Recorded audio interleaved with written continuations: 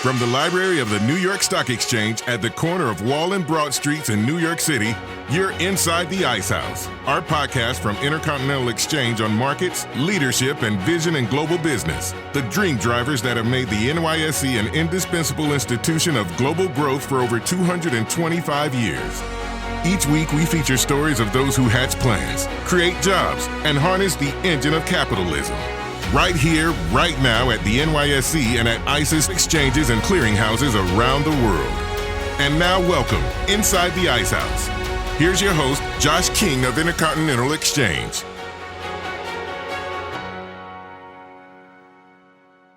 Those of our listeners who've heard the span of our podcasts over 6 years might note that today represents the 400th episode of Inside the Ice House, a record of conversations with entrepreneurs, visionaries, and leaders who've walked through our doors here at the New York Stock Exchange ever since Tom Farley, then president of the NYSE, served as our guinea pig back on episode 1, all the way back on February 5th, 2018. Now, I bucket our guests in roughly 20 categories, from presidents to pioneers, from traders to market mavens, from investors to innovators, and 12 other groups I won't even bother to mention here and now. So, as we are pondering who might sit in the chair across from me for this, the 400th time tuning on our microphones, as we begin the year 2024, we also noted the symbiosis with the extraordinary neighborhood and city in which we find ourselves. We often talk about the big date that defines the intersection of Wall and Broad Streets, where the current New York Stock Exchange, founded on May 17th, 1792, currently sits. That date happened 3 years earlier, April 30th, 1789, at 2 p.m., when a military salute started at Fort George, followed by a procession from Franklin House to Federal Hall. Then Chancellor Robert Livingston administered the oath of office to the first President of the United States, George Washington of Virginia. But the more seminal event for the city itself happened 168 years even before that, 1624. That's when the Dutch Republic established New Amsterdam right here on the southern tip of the island of Manhattan as the capital of New Netherland, its colony to defend the fur trade operations of the Dutch West India Company.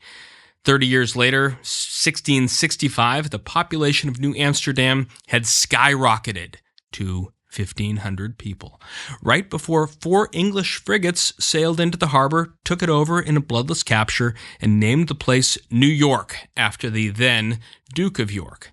Population today, 400 years after the Dutch rule formally began, about 8.4 million people, 20.1 million if you consider the entire metropolitan statistical area, ranking it the 9th largest city in the world behind Tokyo, Jakarta, Delhi, Seoul, Mumbai, Mexico City, Sao Paulo, and Lagos. Now, give those cities their due, but on the world stage, as the beating heart of commerce and capitalism for 400 years, does any place really top the Big Apple?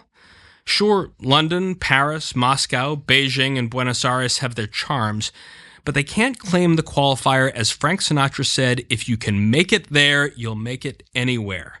That, my friends, is New York, New York. Today on the show, to honor the 400th anniversary of New York City, we'll survey its highs and lows from Columbia Heights to Battery Park, joined by Dr. Kenneth T. Jackson, the Jacques Barzun Professor of History at Columbia University, where he has also chaired the Department of History. That's all coming up right after this. If your mouth is made to amaze, let Philips Sonicare give its care a raise. If your teeth chew beyond their limit, then they've earned 62,000 movements a minute. If your mouth's used to a manual clean, treat it to microbubbles that feel great in between. If your amazing mouth does more than its share, give it Philips Sonicare. Next level clean, next level care. There's always a way to make life better. Philips Sonicare. Welcome back. As you just heard from my tease, our guest today is Dr. Kenneth T. Jackson, the Jacques Barzun Professor of History at Columbia University. I heard Dr. Jackson speak a couple of weeks ago at an event at Federal Hall. looking forward to America's 250th anniversary in 2026 and was so captivated, not so much by the magnitude of the semi-quincentennial of the United States, but more parochially, the 400th anniversary of our fair city. Listening to Ken roll out the story of this island, I found myself transported to many different epochs and eras of this 13-mile-long island and its surrounding boroughs, and thought there'd be no better person with whom to share our 400th episode. Dr. Jackson hails from Memphis, a product of the University of Memphis, and received his PhD from the University of Chicago, serving as an officer in the U.S. Air Force for 3 years before joining the Columbia faculty as an adjunct professor in 1968. The author of a small library of books that bear his name, including the 2,000,000-word, 1,373-page Encyclopedia of New York History, Ken's career at Columbia extends to the present day, where, in 2016, he received the university's highest honor, named for another fellow who made a big impact on this neighborhood, the Alexander Hamilton Medal. Welcome, sir, inside the Ice House. We have a lot of history to cover. Thank you for having me. I'm delighted to be here.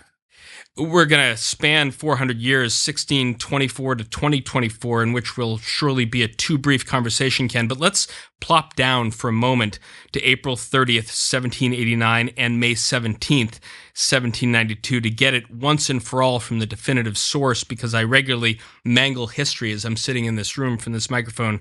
So we have it on record from the Oracle. What significance do you apply to Washington's inauguration, catty corner from here, and what does the founding of the New York Stock Exchange mean to the city's endurance as the world financial capital? Well, few people realize that New York was the first capital of what we call the United States. It was just temporary, for less than 2 years. Then it was going to move to Philadelphia for a few years before the permanent capital was going to be in Washington. By the way, a deal that Alexander Hamilton helped moderate, that the federal government would assume state debts from the American Revolution if they moved to the capital to really what was then a swamp in Virginia. And so that was a major decision right there. But that helped make New York the capital. And New York had been the center, really, in some ways, of the American Revolution. We associate it with Lexington and Concord and the Boston Massacre and the Battle of Bunker Hill in Boston, or with Valley Forge and the Liberty Bell and Constitution Hall in Philadelphia. But the revolution itself, which we say began in 1776, really was centered around New York. Not because it was the greatest city yet in the country or the world, but because of its location. It is on the river, not just a river. All cities are mostly on rivers, but this river goes somewhere. It goes north for a couple hundred miles, and it connects to what later became the Erie Canal, so that New York was connected to Chicago and Detroit when they came to be in existence, and Boston and Philadelphia could not get across the mountains. So that made a big difference. So anyway, the city was the first capital of the United States. The inauguration of George Washington was a symbol of that. George Washington and the British both realized when the war started, Bunker Hill to them was kind of a skirmish. Once the British high command realized they were in for a real fight, then they looked at the map and they said, well, at the time, the two most important colonies were Virginia and Massachusetts. And they looked at the map and they say, there's the Great Harbor. In some ways, this is the greatest harbor in the world. Halifax is one, but Halifax doesn't connect to anything. San Francisco's one, Hong Kong's one. New York is probably the best, but in any case, it's the most important. But anyway, once the war was begun, the British made it the headquarters of their army and their navy for the entire war. The biggest battle of the American Revolution was fought not far from here, across the East River in Brooklyn, in August of 1776. Most Americans don't know much about it. We know much more about Battle of Princeton or Saratoga or Bunker Hill, but the Battle of Brooklyn was the biggie. And the reason we never heard of it is because we lost, not only did we lose, we lost badly. And that was in 1776. And much of the war was fought around the Hudson Valley, kind of up the Hudson River from New York City, trying to keep the colonists divided. The Royal Navy was, of course, in charge of the water wherever they were, and New York was in British hands the entire war. Philadelphia was continental, then British, then back and forth. Boston was continental city the entire war. So New York had a different experience, but a very important experience.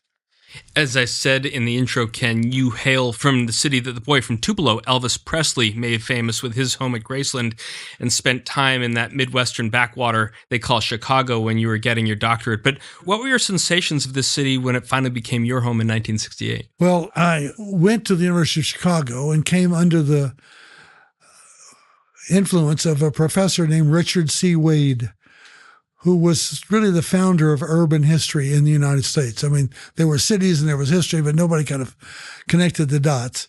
And his argument was that we'd written about a lot of senators and governors, but what about cities? Because the United States was unusual in the size of its cities.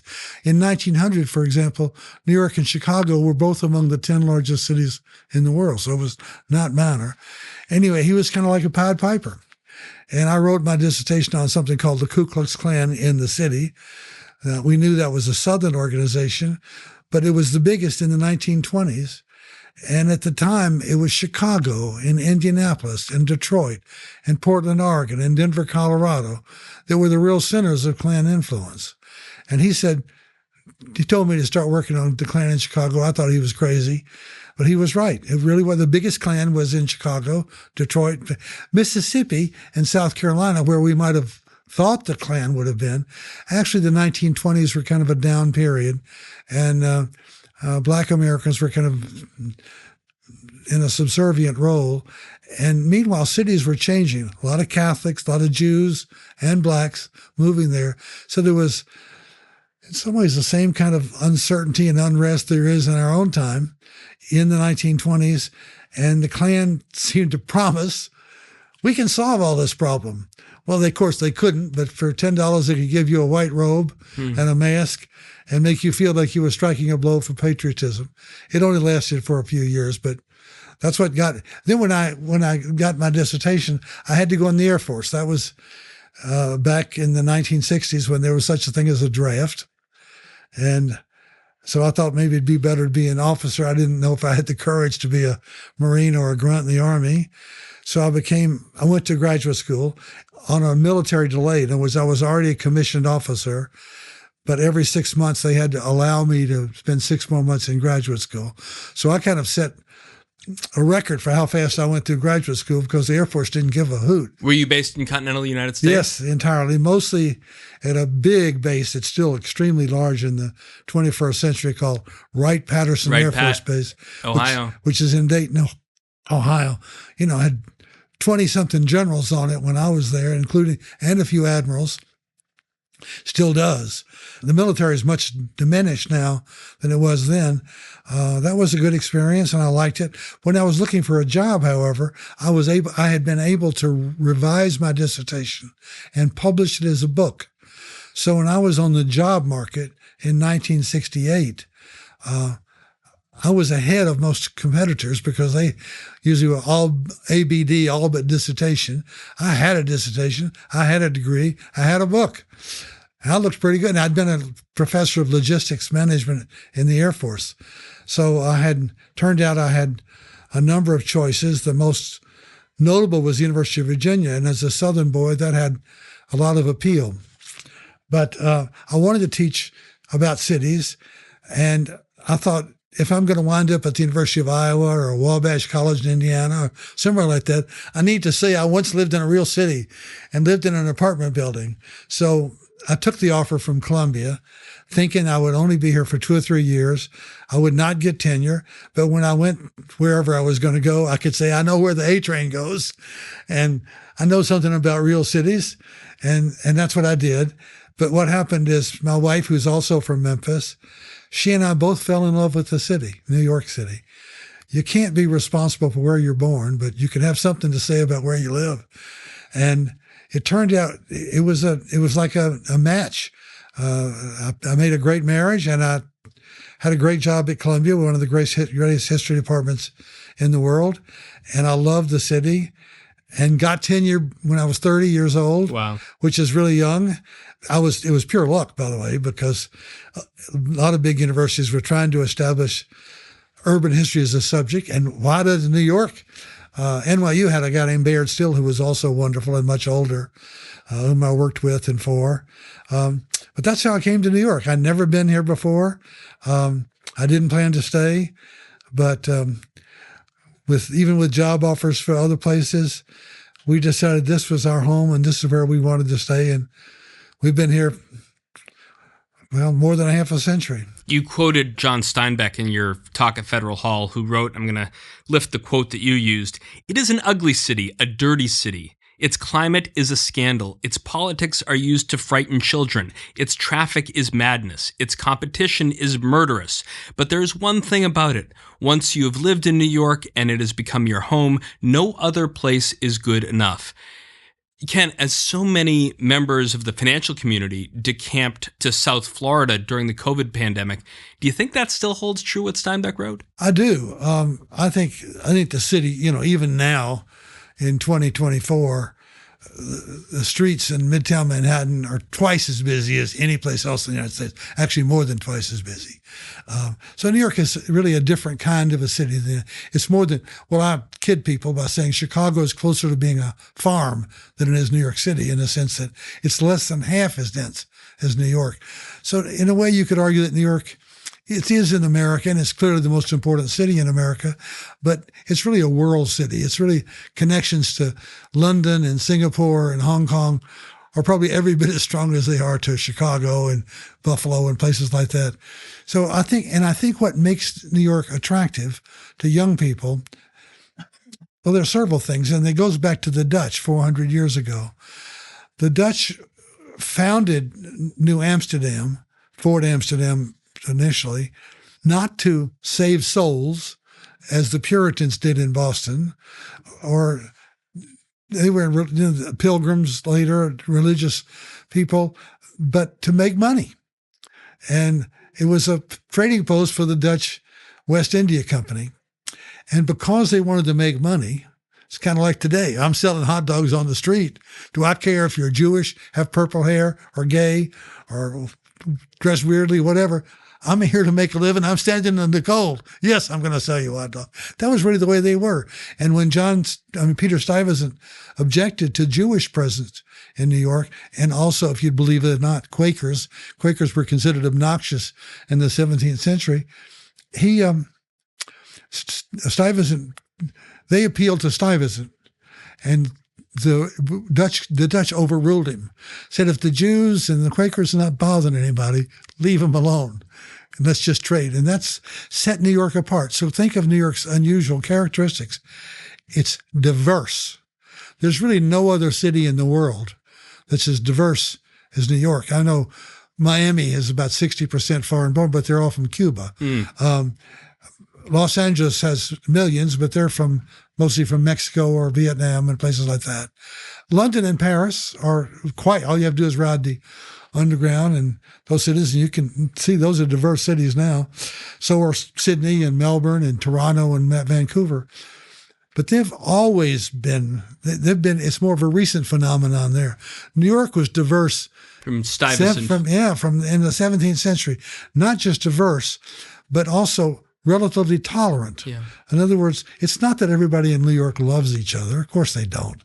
But they don't kill each other. The amazing thing about New York is that you put all the people in the world, and I mean literally all the people in the world, even Estonia, which doesn't have as many people as third of Westchester County, there's an Estonian house in New York, all the places. And it's everybody's second home. That was Dan Doctoroff and Mike Bloomberg's theme for the Olympics when they tried to get them for 2012. And that's true. It's everybody can come to New York and find a neighborhood where they serve your food, speak your language. You can go to your religious institution and feel at home. And that's pretty unusual. And, the other thing I think is that they don't fight. We think of the Indians and the Pakistanians who are ready to have a nuclear war over Kashmir. They're all in New York. They're all in Queens. They're all in Jackson Heights. But you know what they say? Nobody over here knows where Kashmir is or gives a hoot about it. So why don't we try to make a living and buy a house or buy a car or whatever, and let's just let that sleeping dog lie. Same way with the Bosnians, the Serbs, the Slovakians. They've been killing each other within the last 30 years in what used to be Yugoslavia. And a town called Mostar that I was in. Yep. You know Mostar. I do know Okay. Mostar. Well, there's a little river that runs through it. There's a diver who tries to dive in the water, but it's not even 40 feet wide. It's a really narrow. It's a poor excuse for a river. The Muslims are on one side and the Christians on another. They blew each other to smithereens in 1992 so that the parks on one side of the river are turned into cemeteries. Same with the parks on the other. Well, you know what? They're all in New York. They're all mostly in Queens too, and they don't fight about it over here. And even the Jews and the Muslims, you would think, with the issues we have today, there have been almost no violent incidents. There were a couple. There was a young Hasidic boy who was shot and killed on the Brooklyn Bridge about 30 years ago. There was another rabbinical student from Australia who was beaten to death. But this is over a third of a century. Yeah. It's not like every other day. But, they all shop on street in Brooklyn, But anyway, there's just a kind of an agreement in New York to not fight. And it wasn't like it was always pleasant. In the 1930s, the Italians and the Jews fought in neighborhoods, and the Irish and everybody they didn't like each other. There's even less violence now ethnically than there used to be. And I think that's one reason the United States is an experiment itself, to say that we can bring all the people coming across the Rio Grande and somehow let them settle in this country and they can become Americans. You can't become French next week. You can't become German or Russian or Ukrainian or Israeli like this, but you can in the United States, or Japan or Korea. But in the United States, you can. And in New York City, it's doubled. We've got, in the 19th century, we had more Irish than Dublin, more Italians than Naples, more Germans than Hamburg.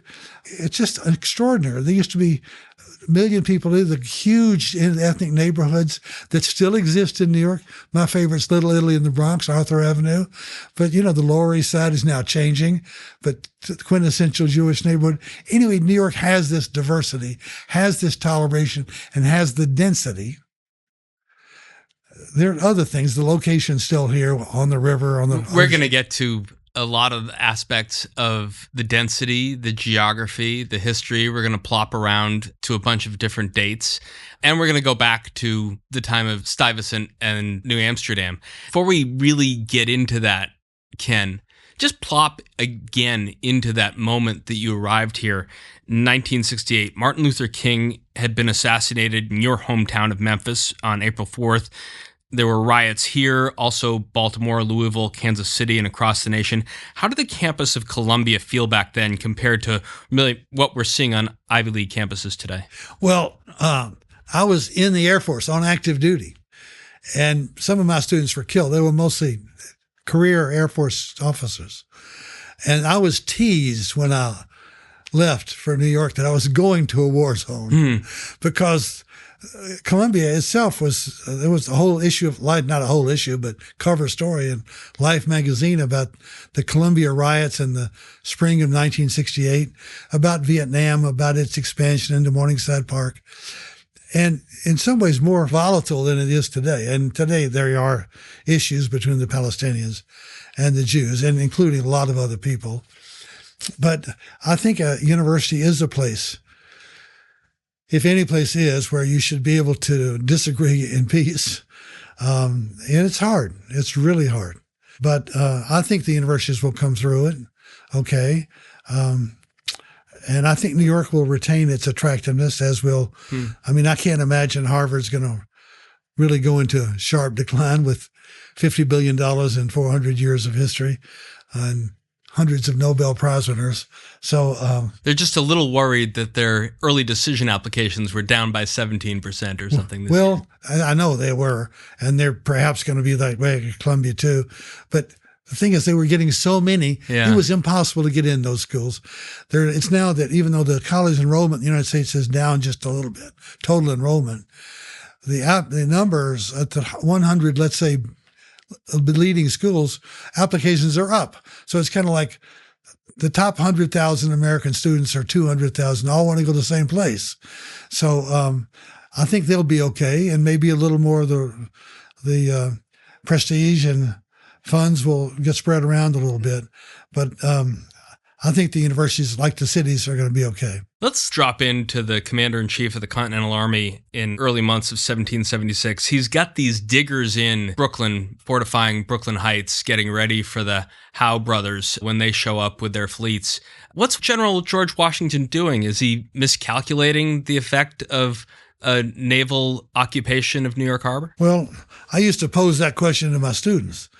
What would you do if you were George Washington and sitting maybe right where we are, not the building, but right on Broad Street, looking across the water, seeing 300 British ships in the harbor, not counting 30 men of war, which are those guns with triple rows of guns on them.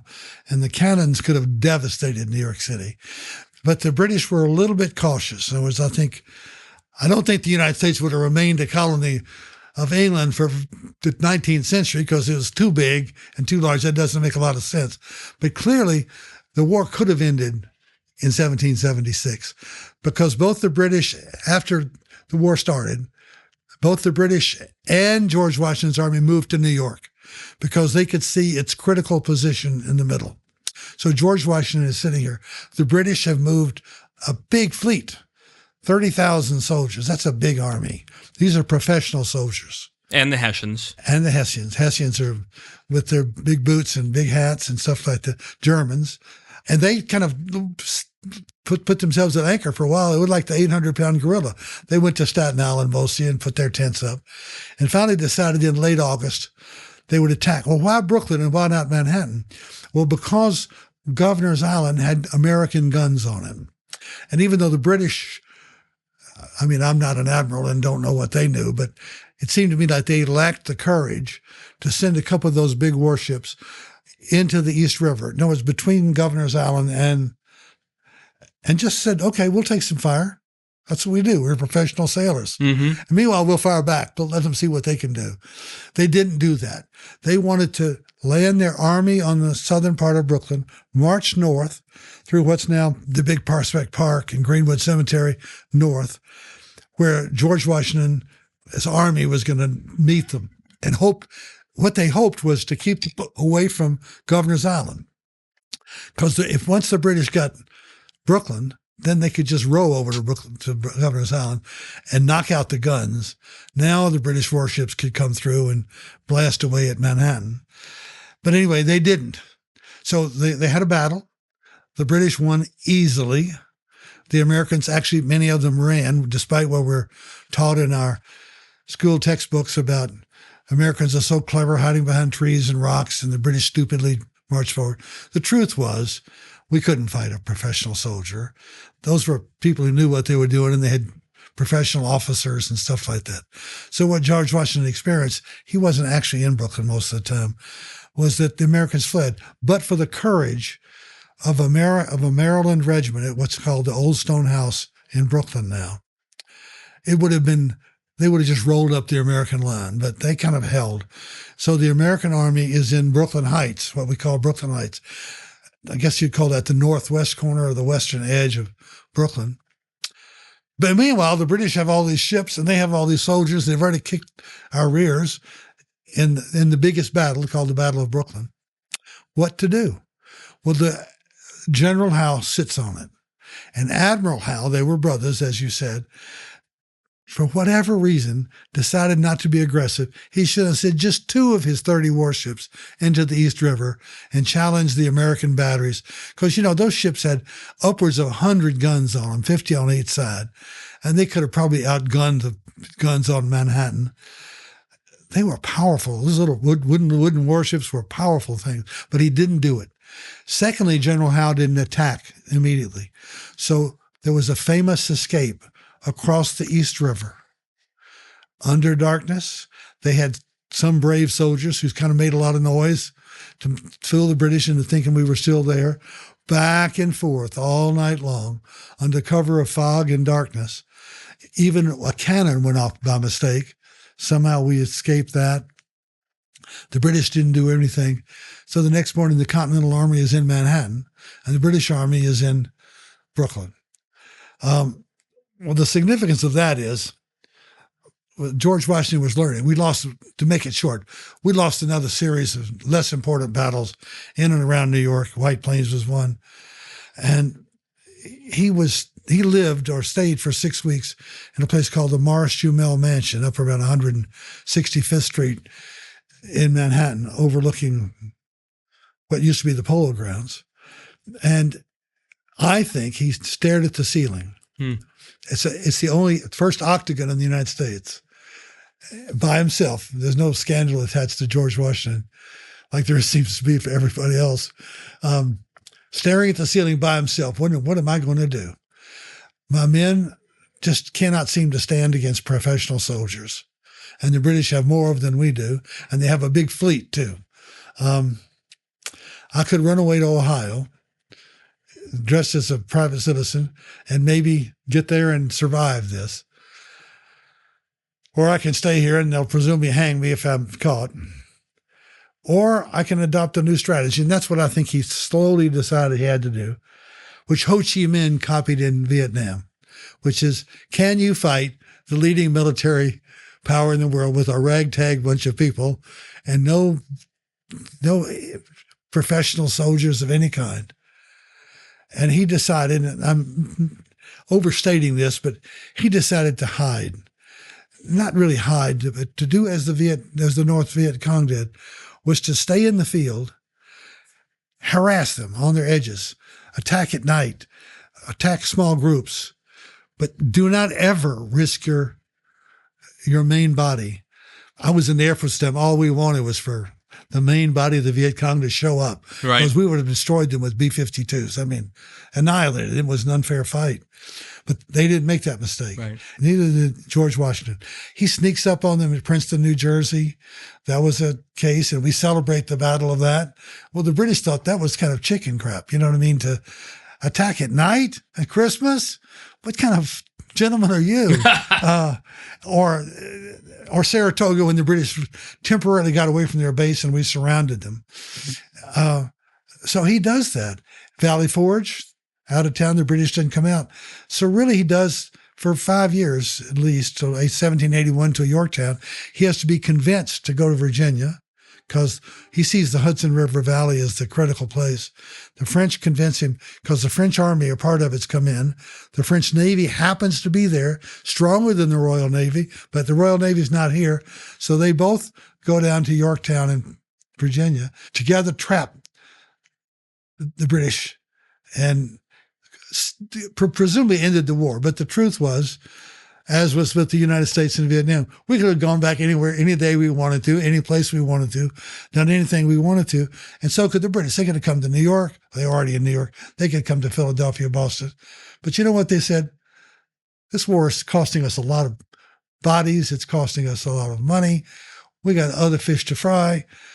Let it go. Yeah. And that's more or less what we decided in Vietnam.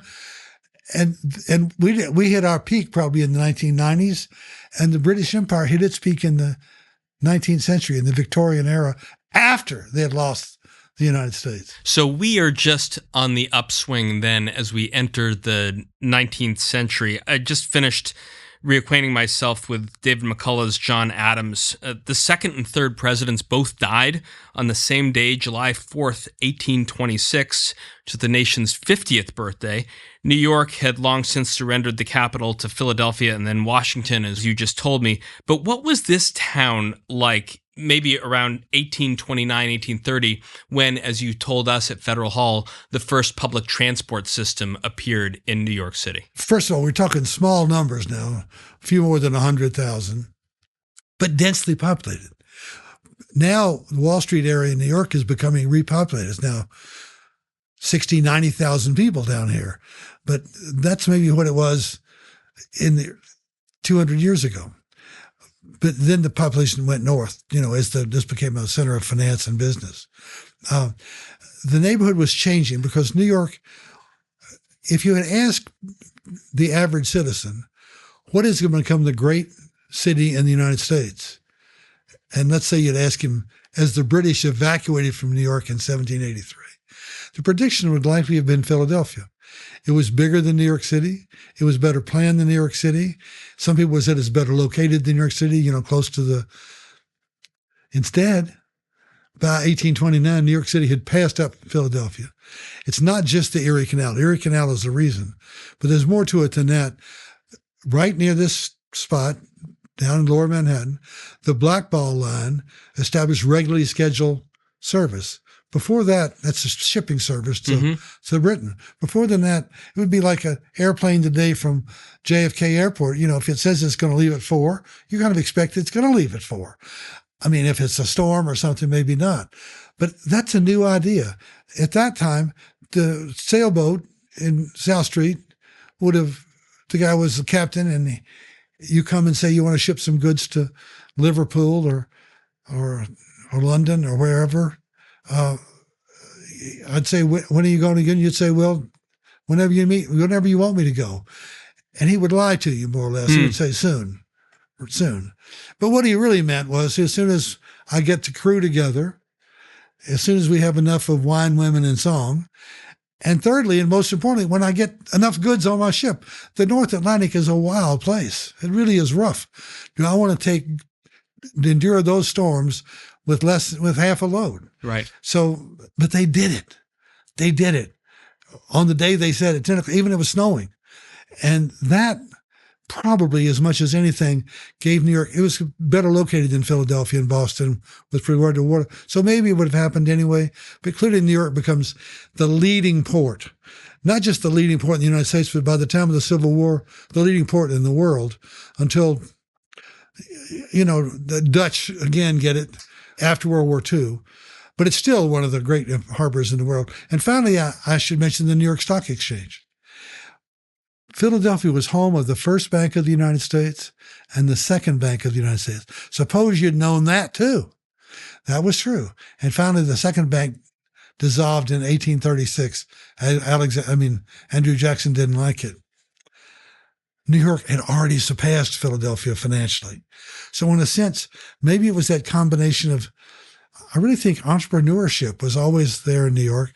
Another possible factor was New York was the base of the British Army and British Navy. Some of those soldiers liked what they saw. And when they went home and they got out of the Army or the Navy, they came to New York. They had connections to London and stuff like that, so they could, better than Americans who didn't have the connections. So there are many possible solutions. But what's not at doubt is that New York surges past Philadelphia. It's about twice as big as Philadelphia by the time of the Civil War if you add Brooklyn. Then by the 1900s, but the turn of the century, Chicago is past Philadelphia. New York is, and for a little while, Chicago looks like it's challenging. And then in the 1950s, Los Angeles looks like it's going to be, none of them actually were ever really seriously challenged. None of them really got more than half the size of New York. And New York has something, and probably will do okay. Some of the things that when you're talking about Los Angeles and movies like Chinatown, we haven't touched a little bit on sort of infrastructure. We often take tap water here in New York for granted. I have a place upstate near where the city owns reservoirs, but when you think about 1832 and the cholera epidemic and what engineers like David Bates Douglas and John Jervis did figuring out how to get water here from 41 miles away in Croton, how did that set the stage for the growth that was going to come? Quite simply, New York City has the best big city water system in the world, maybe the best. It's really mountain water that's brought in from pipes now all the way to the Adirondacks. Pipes by gravity flow into the city. Consumer Reports did a blind tasting, I want to say 25 years ago, I don't remember the exact time. Blind tasting, Perrier and all sorts of the bottled water, and New York City water came out number one in taste and in purity. It's probably still the same. It's also tested about every 10 minutes because obviously millions of people are drinking it. So, and the reservoirs are now watched in New York.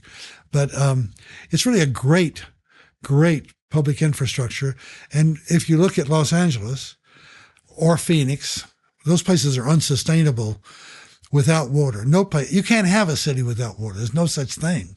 And the problem with Los Angeles is they got their water from the Owens Valley, which was a fertile valley at one point, 100 miles or so to the northeast, and brought it in by, like New York did, by aqueduct into the LA area.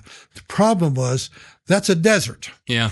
And upstate New York is a rainforest. I mean, Manhattan, the island of Manhattan before the white man got here, and we want to remember that the indigenous people were already here, but it was a forest. God made it a forest, or nature made it a forest. So if we all die in nerve gas or something else a century or so from now, it'll cover the New York Stock Exchange. There'll be trees everywhere. Who knows what will happen? But New York has great natural advantages that partly were why George Washington was here, but partly why the city has grown, becomes the busiest harbor. Why do all the immigrants come to New York? If I was Jewish from the Pale of Settlement in what's now Poland, or Italian, or poor Irish, nobody cared where you want to go. You were going steerage anyway. But the ships were going to New York because it became the world port, much more important than, well, in fact, there were years in the last part of the 19th century when the port of New York handled more foreign trade than all the rest of the United States put together. It wasn't just first. There wasn't a second place. And that's what brought the immigrants, which brought the people, and the immigrants helped make the city a great place. But we got away from water. Water still is a great New York City advantage. We don't really know forest fires. We don't know droughts.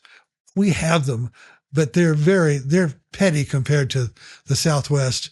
And, we shall see. But I think water is that's what the 21st century is likely to be about. 20th century was about oil. 21st century is going to be about water. I want to talk about the builders for a second. This area in the 1860s and 1870s really was two big cities divided by the East River. There was Manhattan on one side and independent Brooklyn on the other, the first and third largest cities in the country.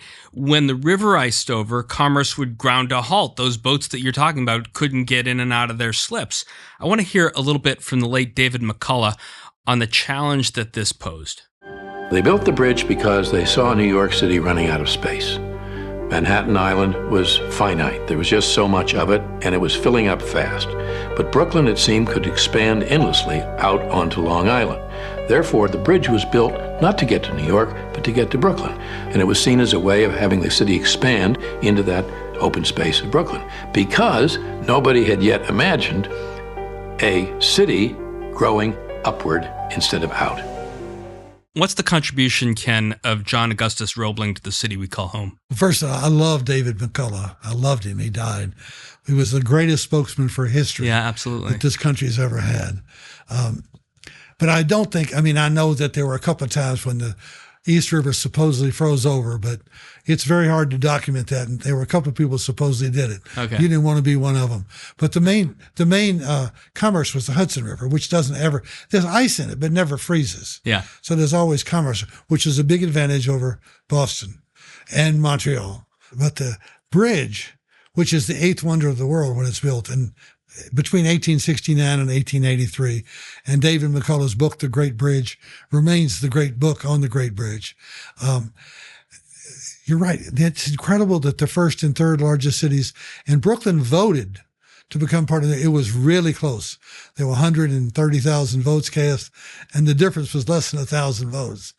But I don't want to make people in Brooklyn angry, but Manhattan carries Brooklyn even today.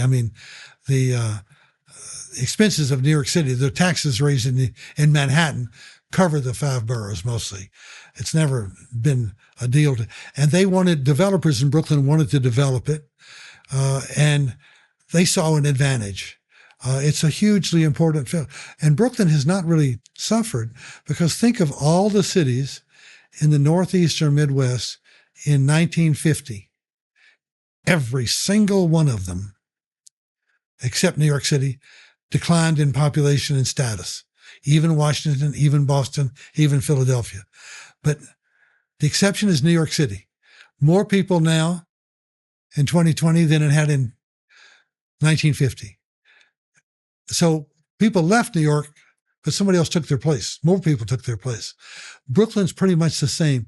Its population is just about as large as it ever was. It's about to surpass Chicago as the largest city. And Brooklyn itself is much more dense than Chicago, more than twice as dense as Chicago. So Brooklyn is really an attractive place. Everybody I know lives in Brooklyn now. It's hard to believe. I was part of Brooklyn rediscovery in the 1970s, and it seemed like everybody was leaving Brooklyn. The Dodgers had left in 1957. It seemed like that was a symbol of everything that had gone wrong. The Jews were leaving. Well, now the Jews are coming back, especially the super Orthodox Jews. And I took some of my class member out Ocean Parkway to Coney Island one day on one Saturday in September some years ago. And as we rode out, it looked like every Jewish person in the world was outside and walking to service that day. The Jewish population in New York is up, as it is young people moving there. They want to meet other young people. And they want rents to be a little bit lower. They're a little bit lower. They're not as low as people think in Brooklyn. But Brooklyn I think it was I know there are people who argue it was a great mistake, but I think Brooklyn has prospered because of its adjacent to New York, and I think also financially. A lot of Wall Street executives live in Brooklyn Heights. Yep. That's a pretty easy commute, as it was 200 years ago. You mentioned the people who arrived here from Poland. My great-grandparents arrived at Ellis Island from Lithuania shortly after Ellis Island opened in 1892. And from then until 1954, you talked about them, nearly 12 million immigrants were processed there. I want to hear just a little bit from a few of those immigrants. Jesus, Mary and Joseph, I says, where am I? They would come right into the big hall, and there they were told to sit and stay there. And they didn't know where they were. It was a new land, but they haven't been in land. It was just a big hall. And all you could get was tears and crying of the children.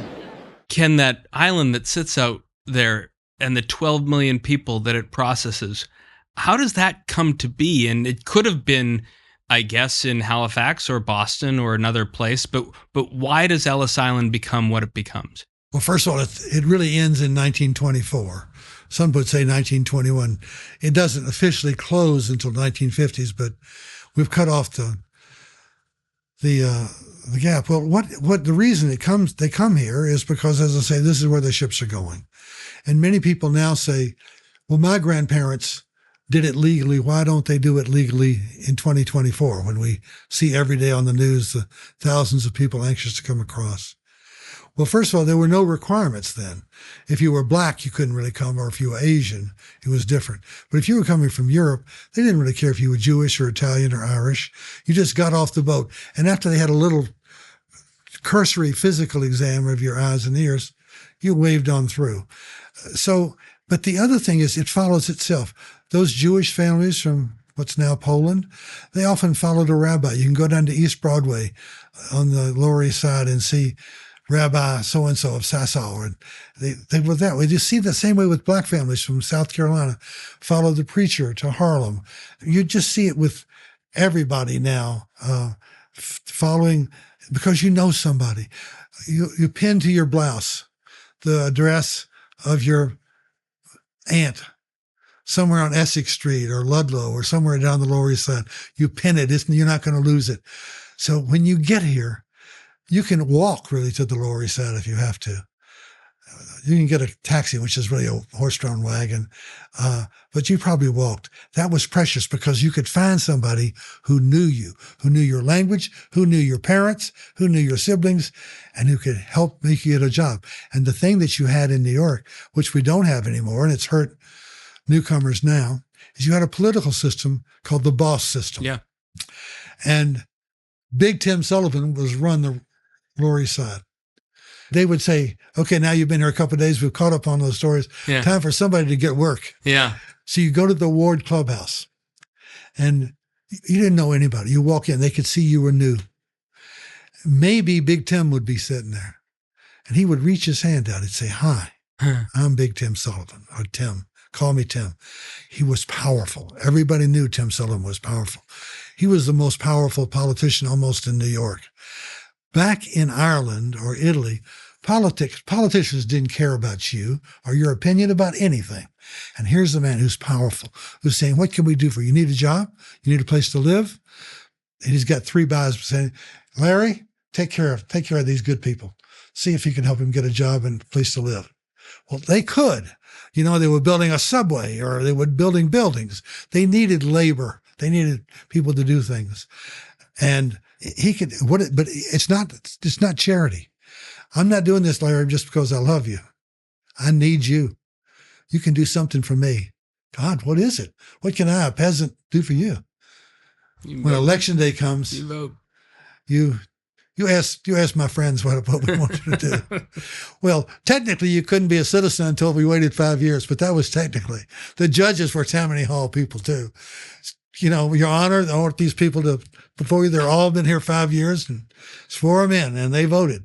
So, some of those wards, they would vote 892-3, and Big Tim once said, boss, to the boss of Tammany, he says, "This is one more vote than I expected Harrison to get or somebody, and I'll try to find out who did it." You know what I mean? But they had help, and they had friends, and they had languages, and they had institutions, and they had a city that really, at least a job market that didn't care that they were Polish or Jewish or Italian or Irish. I mean, some people did, sure. White shoe law firms. You weren't going to become a trader on the New York Stock Exchange yet. Yep. But this also is a positive story of the stock exchange. I want to get to that after the break. After we take a quick break for commercial here, we're going to continue our journey through New York's 400-year history with Dr. Kenneth T. Jackson, the Jacques Barzun Professor of History at Columbia University. We've already covered a lot of years. We're going to cover a lot more coming up right after this. When you think of investment risk, do you consider climate risk? Changing weather patterns are impacting the way we live and the value of businesses, large and small. This can mean disruption to supply chains, changing demand for products, and shifting regulation. What does this mean for your business, your clients, and your investments?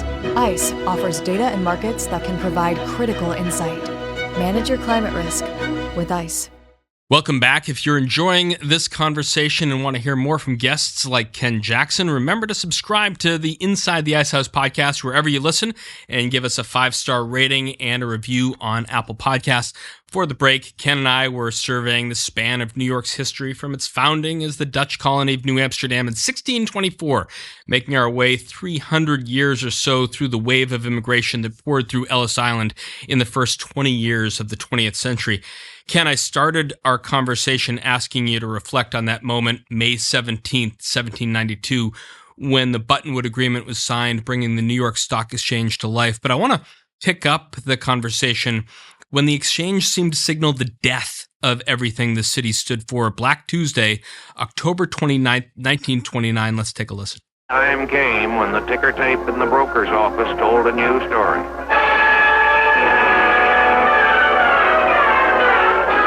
It was panic. 16.5 million shares of stock sold in a single day. Sold hopelessly, desperately, at any price. Now is the time to buy. I hope you have plenty of the wherewithal. Hope you have plenty of the wherewithal, but a lot of that wherewithal went out the window that day on Black Tuesday, Ken. The Roaring Twenties seemed to come to a crashing end in the span of about 2 days when the market plunged 23%. It would not return to those levels of its September 1929 high for 25 years until 1954. Well, it is extraordinary. I think one interesting thing, though, is that the World Depression starts with the collapse on the New York Stock Exchange. That tells us how the stock exchange had become important because, in a sense, New York had taken over from London about 1917 when the British could no longer finance World War I and J.P. Morgan and others could. But anyway, that's an important time. It's a tough time for New York City.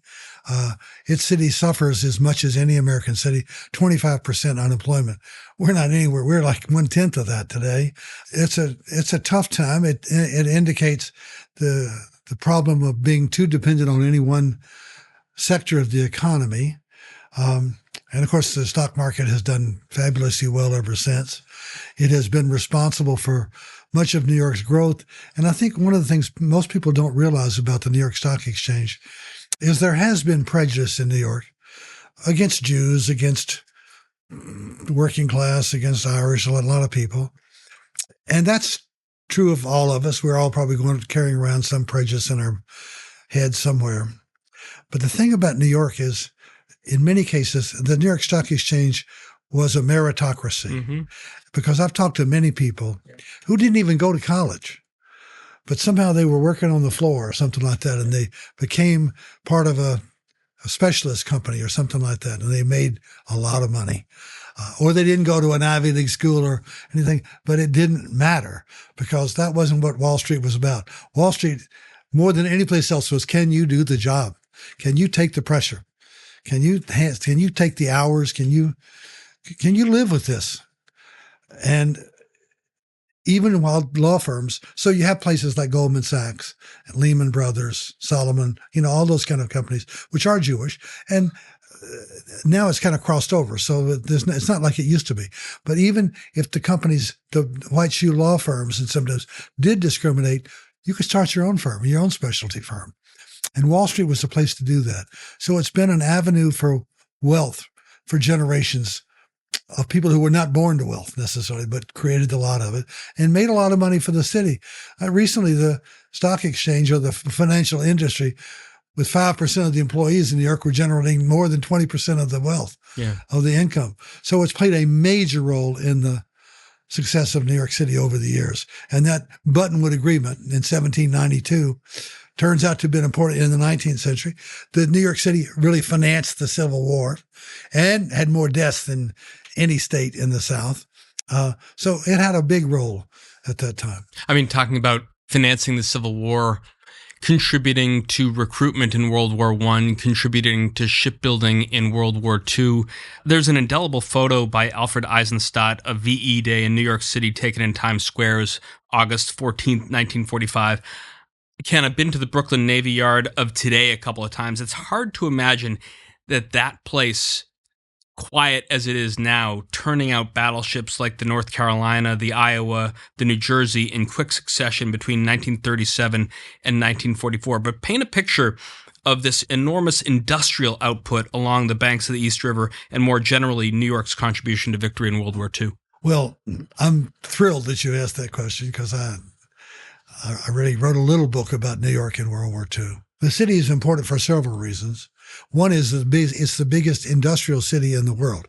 It's not as industrial as Chicago or Pittsburgh or a lot of the Ruhr Valley in Germany and places like that.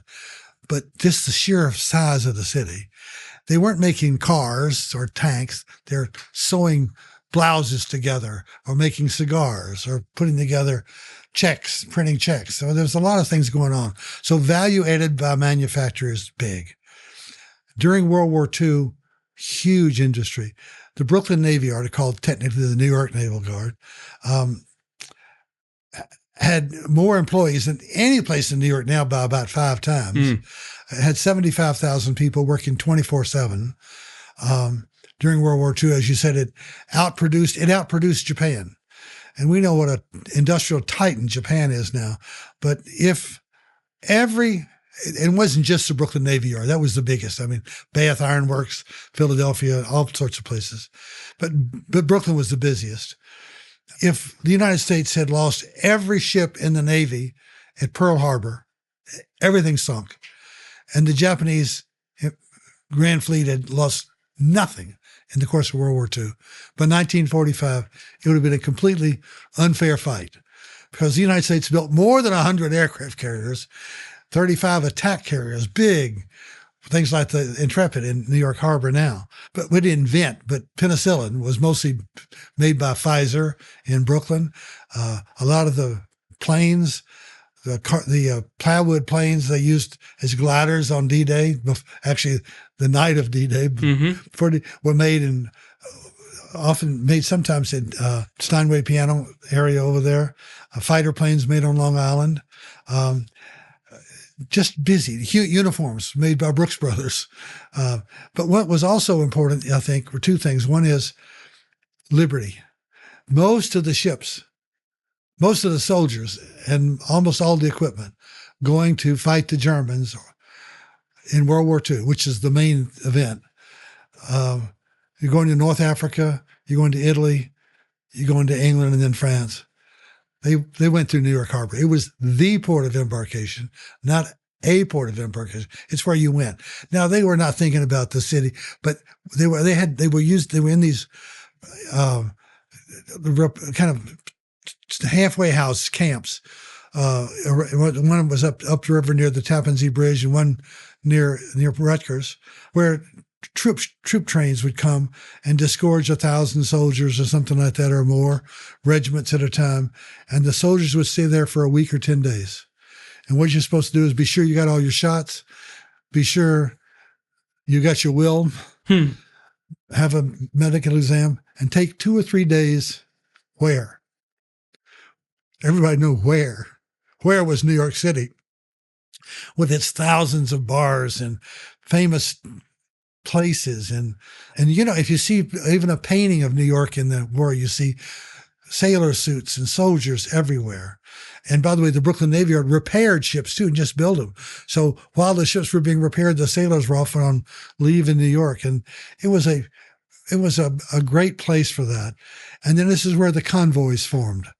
The German Navy was, like most of Germany's military operations, first class. And their submarine force, the U-boats, had the highest death rate of any service in any country in World War II. Almost 3/4 of them were killed in the war, but they were good at what they did. Anyway, to go across the North Atlantic was a scary thing. For a while, they even sank tankers, near the harbor. But it was they really couldn't operate off the New York coast because it took too long to get here. And they used up most of their fuel. So it took a week or so to 2 weeks to get here. And then they had a week on station to go back. So that was an inefficient way to use their resources. But nevertheless, we were worried about German battleships, the Bismarck or something breaking up. So what would happen is they would go out maybe 60 or 70 ships at a time, more or less in the shape of Manhattan. Long, skinny, bowed out a little bit, and in front would be a destroyer, and back would be a destroyer, and maybe a cruiser, light cruiser. They would go out, and what they would do is they would form up on the Hudson River, again, right at the lower Manhattan, quietly, and they would just form for days, sometimes for weeks, quiet line of ships all the way to the George Washington Bridge. And then one morning you would get up, all gone. Under cover of darkness, slip out into the North Atlantic. No lights. In fact, I was told a story by the provost of Teachers College, who told me that his mother and father, he was a Navy officer, lieutenant, and she was a teacher in Wisconsin. And they met at a hotel in New York for 3 days. There were other couples doing the same thing. And one day he said goodbye. Everybody knew where he was going. She and the other wives rented a bus to Port Amboy on the New Jersey shore, walked out at the end of a long pier, waited, could see these dark ships passing by, knowing that the person they loved was on those ships. It's amazing how little the people who shipped out really thought about New York. I mean, they enjoyed New York, including the brothels, by the way. But they had stage door canteens. The most famous was on 44th Street, and they would have Broadway stars, other people serving them coffee. You had to be in uniform. I don't think you could be an officer. But you came in, everything's free. Some young woman would dance with you. They weren't supposed to go out with you. Sometimes that happened, but the deal was you don't date them. You're there to give them a hug or whatever. But the flip side of that was when they came home. They also come back mostly to the Port of New York. They come back in reverse order when they went over there. Yeah. But those soldiers, so desperate to come home, They would argue with them. That's all. I don't need a bed. I don't need a bunk. And they actually slept in the swimming pools. There was almost no room to stand. And they came back, but they knew when they came to New York Harbor, that was home. And almost everybody would be on deck, sometimes 15,000. You know, these big ocean liners would carry fewer than 2,000 passengers. But the Queen Elizabeth and Queen Mary had as many as 50, an entire army division. They look like ants as they come into the harbor. They want to see the Statue of Liberty. They want to see the skyscrapers. They want to see the fireboats. They want to see the welcoming crowds. It was a great moment for New York City. They had parades. 101st Airborne Division, I think, marched up Broadway. They had a huge naval review in October, where the battleship Missouri, where the Japanese had signed the surrender. Forget that, though. I forget the name of the aircraft carrier that had been through the entire war. It was there all the way from Lower Manhattan to land with warships. Truman is on a destroyer, and the ship's fire salutes. Yeah. 1,000 airplanes from Maine to Virginia fly overhead, closed off all the airspace. Fly low. You could hardly air anything because of the drone of all those engines flying over the city. Those were welcome home. You think about the view that those boys had as the ships were coming back, headed toward Times Square, headed toward that Alfred Eisenstadt moment. Some of the things that they are seeing, maybe the buildings that were up there at the time, this building designed by George B. Post opened 1903. Equitable Building designed by Ernest Graham opened in 1915. Chrysler designed by William Van Allen opened 1930. Even, if you were to come back 20, 30 years after that, the Seagram Building designed by Mies van der Rohe opened in 1958. The evolution of the city's commercial architecture set the world standard in the 20th century. When you walk through that concrete canyon of Broadway, the boys had walked down to have those parades. What did sort of the building and architectural significance of this city mean? Well, I think one thing we should emphasize is the city, one of the great secrets of New York is its openness to change. It's a commercial city, then an industrial city, now a financial center, and, a different kind of internet kind of city, second only to Silicon Valley. And so in some ways, what's going on in the buildings has changed. And the buildings have, the city has been, New York has more floor space, office space, and everything else than any 3 or 4 American cities, including Chicago. But the other thing I think is remarkable about New York is if you'd come back, let's say in 1925, you'd recognize the city. The buildings might be different. The economy might be different, but the subways stop in the same place. The streets go in the same order. There's still a midtown and a downtown. They're 2 different places. Downtown means something in New York. And most of America, you say I'm going downtown or up, that's the same place. It's just downtown. In New York, it's different places.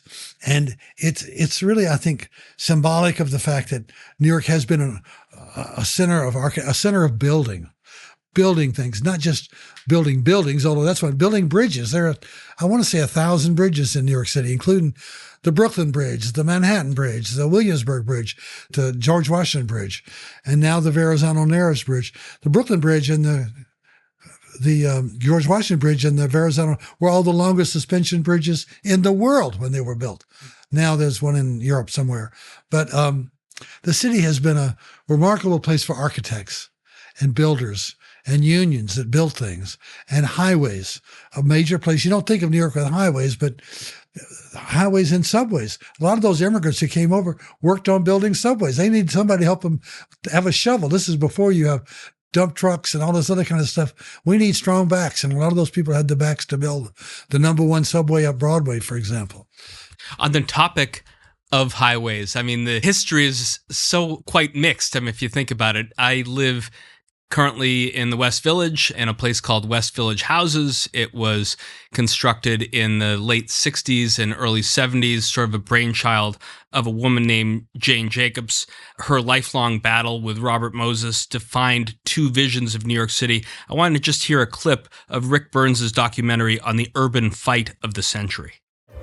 Hundreds of miles of parkways and expressways, and dozens of bridges and tunnels now connected the city to the suburban reaches of Long Island and beyond. Hundreds more had been driven through the outer boroughs themselves, weaving together, as Moses himself declared, the loose strands and frayed edges of the metropolitan arterial tapestry. But in all the frenzy of construction, the master builder had never been able to penetrate the heart of Manhattan itself with a superhighway. Ken, what was Moses' obsession with the automobile, and what would New York have been if he had actually won that battle with Jacobs and built that superhighway through Lower Manhattan? Well, I'm happy, as I'm sure you are, that he didn't build that road.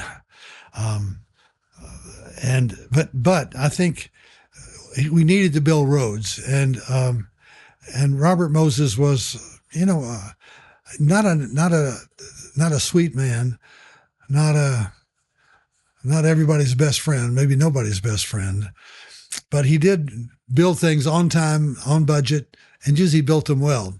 He built 13 big swimming pools. They're all still there. Swimming pools I grew up in Memphis are all destroyed.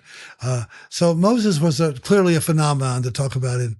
And he didn't want to, he wanted the Brooklyn Battery Tunnel to be a bridge. And he didn't like Franklin Roosevelt, who didn't like him either. But clearly my vision of the city is more attuned to Jane Jacobs, who liked neighborhoods, who liked walking places, who liked diverse neighborhoods, who liked places to be open all hours of the day and night so they would be safe, who believed in eyes on the street. Moses really didn't think about that. Here he is, the greatest planner of cities in America ever. And he doesn't really like cities, but he didn't like cars. He didn't drive. He didn't have a driver's license. He drove everywhere. In fact, he drove in 2 cars, and he'd have a secretary taking notes as he was driving along. And then the car would pull over. The secretary would get out. The car behind him would discourage that secretary. She'd come and sit beside him and take more notes, and he'd keep working. So he had a work ethic like nobody would believe. But I believe for all the problems of the Cross Bronx Expressway, and Lord goodness, it has problems. How can you not have a highway connecting Boston and San Francisco? You can't have stoplights every 200 feet. You just can't do it, even though you still, every 200 feet, you may be stopping. You may wish you were stoplights. But he brought New York into the 20th century, not only the UN, Lincoln Center, hundreds of parks, a lot of roads. And New York is not the most road dominant. Despite what Moses did, still more New Yorkers use public transit than any other city in the United States by far. It's not even close. If everybody was in Manhattan today, came by car, then there would be no buildings because they have to be all parking lots. And then there'd be no reason to come here anyway because it's just parking lots. So it has to have underground transportation. It probably also needs buses and taxis and all parts of this thing. But underground is key. It's got to move these tens of thousands of people. Well, here's an interesting statistic. On the busiest travel day in the United States, which is around Christmas and Thanksgiving, the entire United States, the total volume of passengers is less than half of what the New York City subways take every day on an ordinary day. So a number of people that are moved is just astonishing. And relatively safety. I know that we have publicized incidents of somebody getting pushed or trains getting derailed. Last night, there was a story of the train getting derailed in Brooklyn. Nobody was killed. The train was derailed. Meanwhile, there are 100 people killed in car crashes in the United States, probably thousands of wrecks. That's not news. But if something happens in New York, it becomes news. Something happens in New York, it becomes news. We see a lot of New York on television, even in the dramatic television shows of the past decade, things like Mad Men and Marvelous Mrs. Maisel, period pieces that paint one picture of New York in the 50s and 60s. But the real-life stories, Ken, of people like Lenny Bruce and Bob Dylan, to say nothing of Malcolm X, the effect of Vietnam and the Stonewall riots, transformed what this city was forever. I just want to hear a little bit of contemporaneous reporting by Mike Wallace for CBS News. 2 out of 3 Americans look upon homosexuals with disgust, discomfort, or fear. The CBS News Public Opinion Survey indicates that sentiment is against permitting homosexual relationships between consenting adults without legal punishment. The severity of the punishment varies from state to state.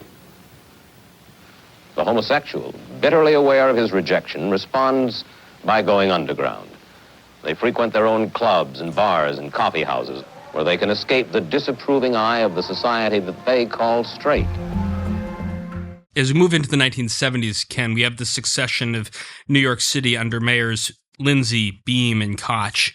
Where's the city headed? Well, the city is, I think right after World War II, the city is going upward because its competitors, London and Paris, are impoverished. They can't afford to heat their apartments. Berlin, Tokyo, Moscow, Vienna, other cultural capitals are bombed to hell. So New York is temporarily, it by itself is the top of the world, really. Here's where the money is. And one thing that happens is the Metropolitan Opera, the Metropolitan Museum of Art, the New York Philharmonic, institutions that had been slightly looked down upon by the European elite before World War II. You don't want to look down on them after World War II because that's where the money is. And it was Leonard Friedman, George Balanchine and the dance and stuff like that. New York becomes the cultural capital. But already by the 1960s and 70s, white flight to the suburbs, Long Island especially, but Westchester, New Jersey, and to the south and west is a big story. The city is getting out of budget. The newcomers, somebody does take their place, but usually the newcomers from the rural south or from Puerto Rico don't have as much money and need more resources.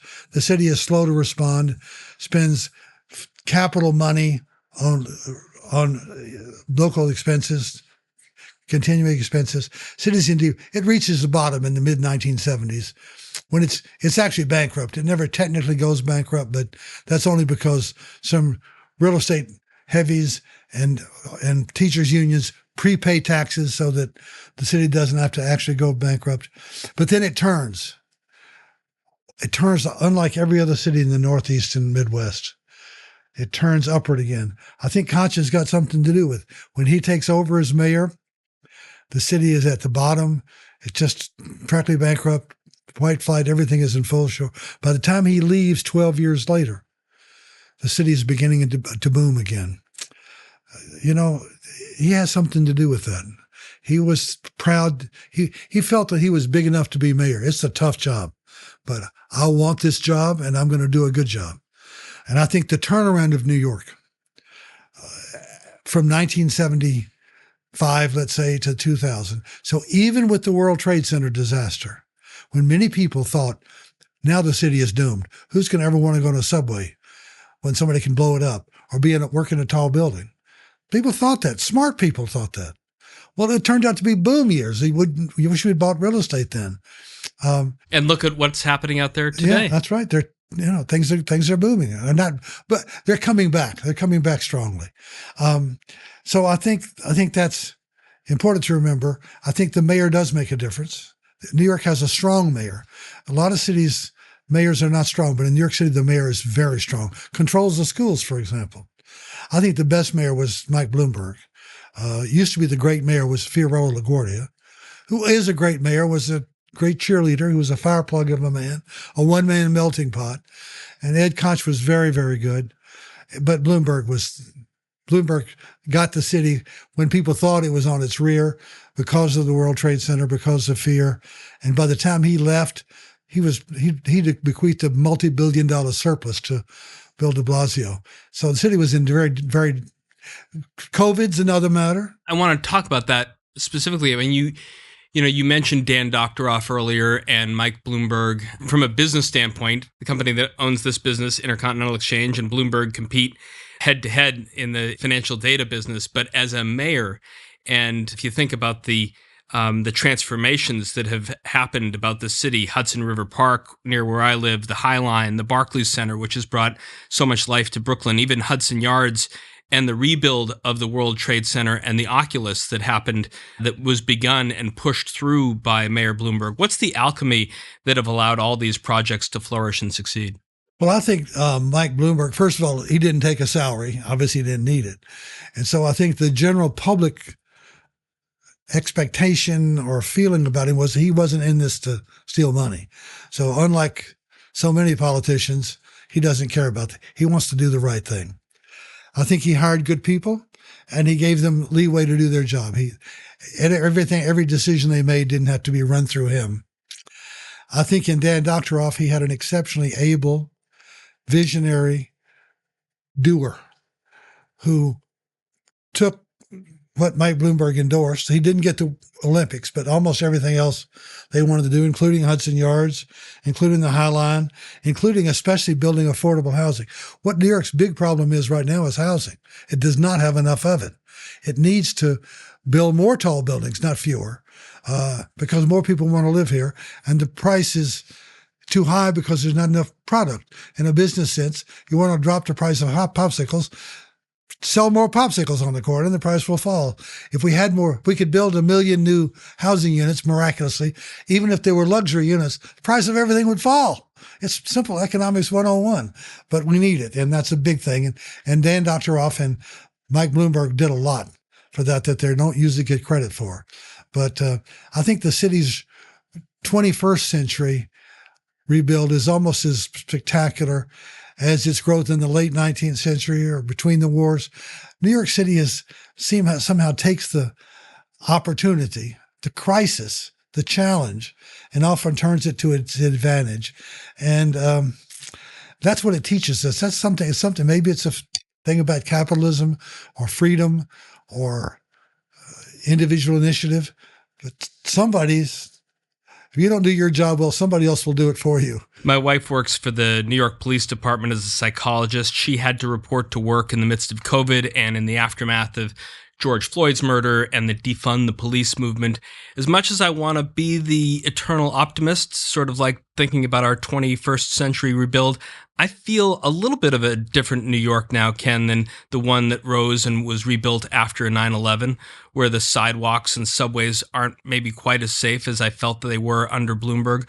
What's required, do you think, to help New York rewrite the next great chapter for its next 400 years? Well, I think it needs to continue to be a place of toleration, a place of opportunity, a place of acceptance, a place that rewards effort, a place where it's possible to raise a child and send them to public schools with happiness and satisfaction. I think we don't realize right now, my hometown, as you mentioned, was Memphis, Tennessee. Memphis has 600,000-700,000 people. It's 1/12 or 13th the size of New York. It has more homicides than New York City did in 2023. So New York is not just 17% safer. It's got fewer homicides than Los Angeles or Chicago. Chicago is a third the size. LA is less than half the size. And so, I mean, the city needs to be a safe place. If you don't feel safe in your bed at night, the New York Police Department is exceptional. And the fire department, they're probably both the best operators in the world. I don't think we get enough credit to the fire department. Absolutely. We haven't had a fire. You'll probably get comments on this since 1835. That was the Great Fire of New York. That was before the fire department existed. And since 1865, when it came into existence, there has not been a fire in New York City that was out of control. World Trade Center is an exception. And that's not a fire. Those are airplane crashes full of things that it's not their fault. So it's a remarkable story in New York of relative safety when all these buildings are contiguous. The insides of them are made out of wood, and sometimes a lot of them are 100 years old and more, and the city didn't burn down. I was once, don't ask me what I was doing on the corner of 8th Avenue and 44th Street 30 years ago, but I remember with another urban historian, we were standing in what was in a questionable area, and suddenly flames were coming out of second and third story windows across the street. And I thought, golly, I'm going to see a really big fire now. And I stood across the street. The fire engines came within a couple of minutes. put the fire out. The firemen were on the street like they didn't even act like they'd done anything. And I thought I was going to see a conflagration. It was just, put out a fire. That's what we just did. But anyway, it's a safe city, both in terms of fire and other things. It's a generally well-run city. We haven't had an openly corrupt mayor since the 1920s, and that was Jimmy Walker. We've had mayors who were not as great as others, but there's a lot of good things about New York, a lot of wonderful public servants. And the people who are good at running the city, like I think Bloomberg and Doctorow, recognize that those people who work for the city or city employees, they're good at what they do. And they care about the city. And you need to listen to them. And I think they listened. I'd like to end our conversation where you ended your talk at Federal Hall. I want to call on the words of one of the world's great storytellers, E.B. White, and his legendary essay, Here is New York. On any person who desires such queer prizes, New York will bestow the gift of loneliness and the gift of privacy. It is this largesse that accounts for the presence within the city's walls of a considerable section of the population. For the residents of Manhattan are to a large extent strangers who have pulled up stakes somewhere and come to town, seeking sanctuary or fulfillment or some greater or lesser grail. The capacity to make such dubious gifts is a mysterious quality of New York. It can destroy an individual, or it can fulfill him, depending a good deal on luck. No one should come to New York to live unless he is willing to be lucky. Ken, what do White's words written 75 years ago mean to you today? Well, I think White he's on target. New York is not an easy place. It's not a gracious place, but it is a place that will reward you. The cultural opportunities are really matchless in the world. I think New York really is the cultural capital of the world now. If you're a dance company, you don't become world class until you face the New York critics.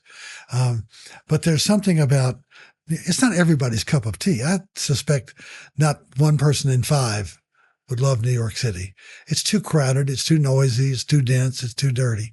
But for those people, New York is a place not just to love, but to be in love with it. The challenge, the change, the density, the diversity, the magic of the city. Something E.B. White realized that you could get in the city. And there's so many people who really are in love with the city, who can't imagine living anywhere else. Oh, they try it somewhere. But even the people who leave, and they live in Salt Lake City or Dubuque or Portland, Oregon, there's always a piece of them that's in New York City. They know where the A train goes. They feel like there's some part of them. So if there's a incident there they say, I've been in a big city where something really happens. And so I think we can handle this problem here in Memphis or wherever we are. So I think New York it's there for all of us. We need New York, just like we need the United States. The world needs the United States as some place to say, you can come here. We don't care who you are. And New York City is a place that we need because it says, we don't care whether you're black. We don't care if you're gay. We don't care if you're female. We don't care who you are, what you are.